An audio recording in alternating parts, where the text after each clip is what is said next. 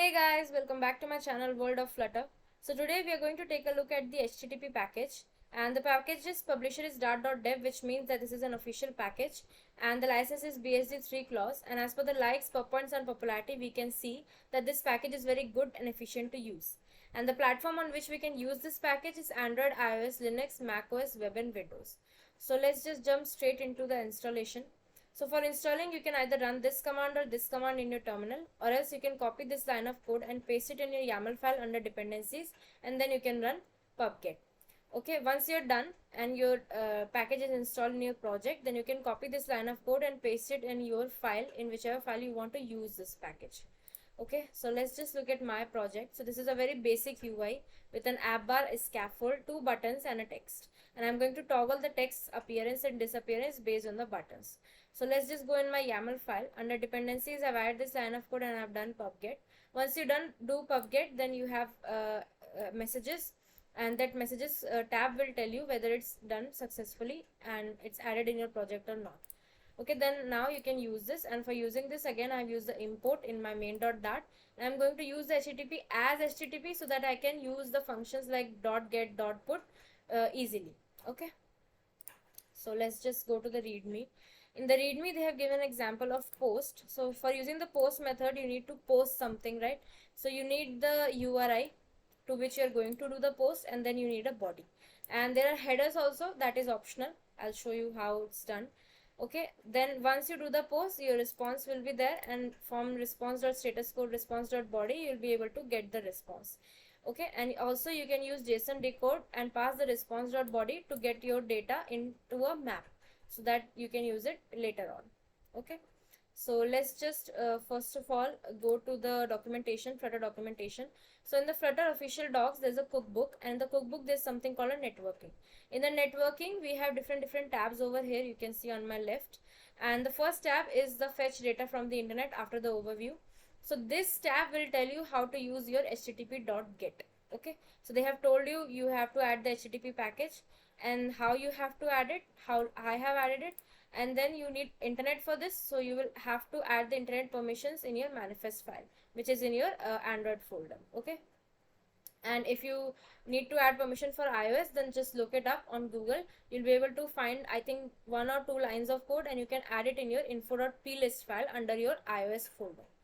Okay, so now let's see how they have done it. So for using get, you need to have a URI. So right now this you can see HTTPS link, this is a string. So to convert that string into a URI using URI.parse, and then you have to pass it in your get. Okay, so let's just see what actually it will return. So I'm going to use Postman to check what it's going to give me back. So in the Postman, I have just pasted this URL, and I have using the get method. They have different methods that you can use. Okay, and there's no authorization token and all, so I'm just going to click on send, and when I do, then I'll get the status code as 200, and my data will be in my body.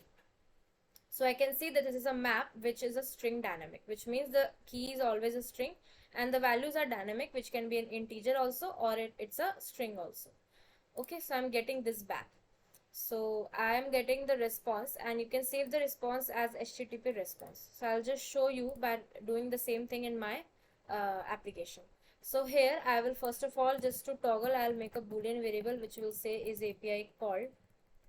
Okay, and I'm going to set it to false initially, and the visibility of this text will be based on this boolean variable, and when I click on this call API, then this boolean variable shall be set to true.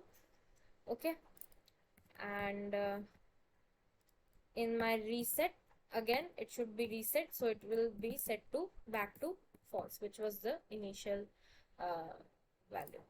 So let's just run this, and right now it's false, which is default. If I click on this, it will be visible, then again if I reset, it will be invisible. So the toggling is done. Now let us make the function. So for whenever you're using the API call, the API calls are always asynchronous, which means that you don't know how much time it will take to get the data back. Okay, so for now I'll just make a function which will be say get API call, and it will be asynchronous since it's returning a future of void. Okay, and I'm going to use async and await. That's why I need it to be a future. Okay, so first of all, I'll just make a URI, and I'm going to give the name as URL, and I'm going to use the same method and the same API that they're using. Okay, and I can also do print URI. Okay, and I can print it here. Now I am going to call this get method. So I'm going to use await http.get, and get will ask me to get the URL. Now I need it to save somewhere. So I'll just name this as response, and this will be of type HTTP response. So I'm going to give the name as response, and I'm going to give the data type as HTTP dot response. Okay, and I will print the response also. The print, so if you want the response printed, and if you print like this, then it will give you an instance of response. And if you want to get the body, then you have to click there response dot, and you have to select what you want to print. So let's say I print body, and I want status code also. So I'm going to print that also, response dot status code. Okay, we have different methods also. Like for example, you have response dot body bytes or content length or headers, like that. So you can use and print anything you like. Okay, and now I'm going to do one more thing, which is that I'm going to convert it into a map, which is of string dynamic, and I'm going to say, let's say data, and I will use JSON decode for this. And JSON decode takes a string which is response dot body. Okay, and now I'm going to print the map also. Okay, and I'm going to call this method just above my set state, and if I want my set state to wait until my whole method is executed, then I am going to use async and await. So what will happen is that there will be a delay in the appearance of the text. So unless and until my API is getting called, you can either let it be, or you can add a progress indicator also.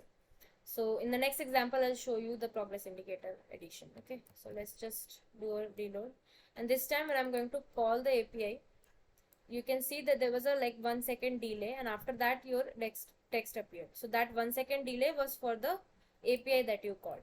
So you can see your URI is printed, instance of response, that was the response that you printed right here, this one.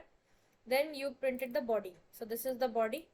Then you printed your status code, this is the status code, and then you printed your map that you got after JSON decode. So this is your map. Okay, so this is how you can do a get call. Okay, and let's just go here.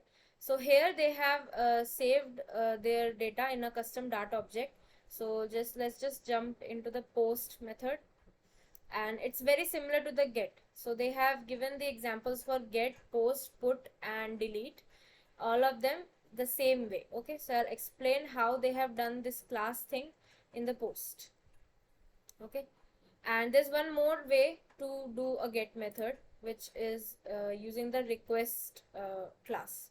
So you can see that they are saying you can also exert more fine-grained control over your requests and responses by creating the request or a streamed request objects and passing them to the send method.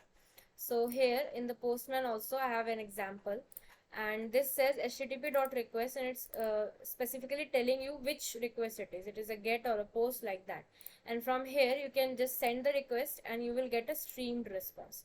So if you want this particular type of response, you have to use this request. And if you want a very fine control over your request and responses, then you should always consider using this instead of directly saying http.get or http.post.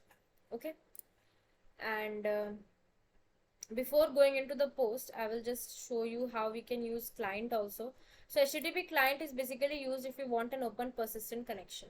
So if you want the connection to be there by default, then you have to open it, and you want it to be persistent throughout, then you need to use client. And make sure whenever you're using client, just close it at the end. Okay, you have to close it, otherwise it will be a problem, because it will always be open, the connection will always be open. So for that you can use client.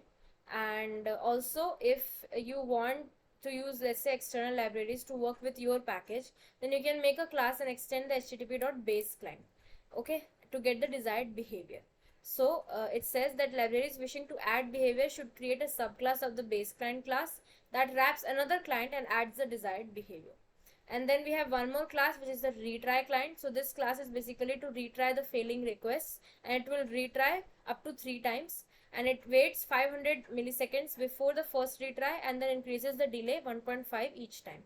And this retries will happen by default with the 503 temporary failure status code.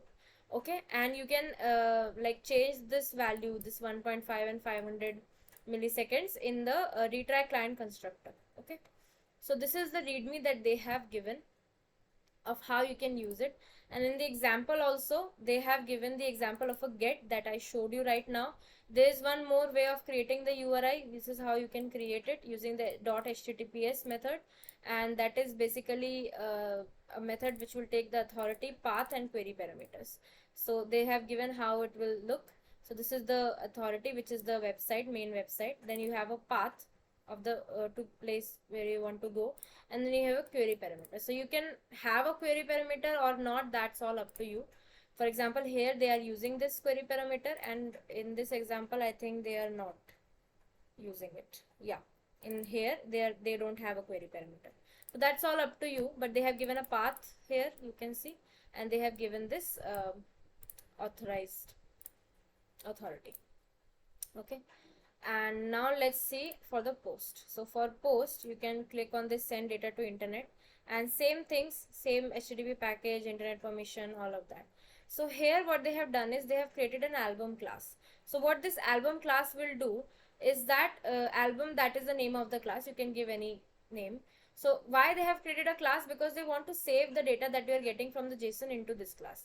Now right now your JSON is just getting one data. Let's say it was a list of JSONs and the list had 1000 entries, 10,000 entries. Then in that case you will need to save it somewhere in your model class so that you can use it later on in your projects very easily. So for that you have to make a model class. So the very quick way to make a model class is a tip that I'll give you, which is a QuickType.io website. So if you have your JSON with you, just copy your JSON and you can just paste it right here in the left side, and you can select the language in which you want it. I have Dart because we want it in Dart. So you just do that and you'll be able to get your class. Okay, so your class will be there, constructor will be there, a from JSON method will, factory method will be there, and there will be a to JSON. Okay, so you can just copy this and this will be your model class. Okay, so that is a shortcut way, a tip for generating your class instead of manually generating it. So you can do that. Then once your class is done, you can use your from JSON method to get the data into your class. So for that, first of all, you have to call your API. So they have added a method which is a create album, and it will return a future of album, which is the object of your album class, which is of type future. Why? Because you're using await and async. So they have done a post, and they have this time they have passed headers also, and in the body they are passing a title. Okay, which is a map they are passing, and which is a type string and string, and the title they are passing. And once this is done, they are checking whether the response code is 201 or not, and accordingly they are doing JSON decode and using the from JSON method of your album class to get the data inside these parameters, so that you can use it using this class easily. You can make an object and you can do object dot whatever parameter you have. Okay, now they're using the title that they're passing here from the user input. So you need to make a controller and a text field for that, and you can use a button. So this is basically just the UI. I'll show you. And then if you want to display it on the screen, then they have added one more method, which is a builder, feature builder, and it will take the object, of course, and it will build. It will have a builder, and it will only build if you have the snapshot with you. Then it will show the snapshot's title, otherwise it will show the error. And until and unless it is built, it will show a circular progress indicator. So this is the complete example. So in this complete example, you have the create album, which will call the API. Then you have the class. So you can either put this class here, or else you can make another directory and put that class there. Then you have the main method. In the main method, you have a scaffold which has a body, and here you're checking if your future album is null or not. So once you call your method and you check whether your future album is still null, then on that basis, like for example in the start, of course it will be null. So you have to call this build column, and it will show you the text field and the button. So once you click on the button, it will call this method, and this method's whatever value is coming back, it will be saved here. So now it's not null anymore. So then this future builder will be called, and you will be able to see this part, and until then your progress indicator will be there. So let's just copy this whole example, and I'm going to just comment out my earlier example. I'm going to paste it. Now if I hot reload, you can see that I have a text field with a button. Now I'm going to say penguins, let's say, and now if I click on this, it will call the API and it will do a post. Okay, and then I will get the data back and it will be displayed here. And until it was displayed, until the API was getting called, the circular progress indicator was there. So this was the example for post. Exactly similar way they have given example for get, which was in this fetch data from internet, and in update data over the internet it has the same exact example for dot put method. Then we have dot delete method. So you can check these out in the Flutter official documentations, and it will be a whole lot clear when you go through these examples yourself. Okay, so this was the overview of the HTTP package and how to use it to make your API calls using get, post, put, delete. Okay, and if you like this video, please like, share, subscribe. If you want me to cover a certain topic in Flutter or a certain package in Flutter, then please comment in the comment section below. I will make a video on those definitely. And thank you so much. I will see you guys in my next video.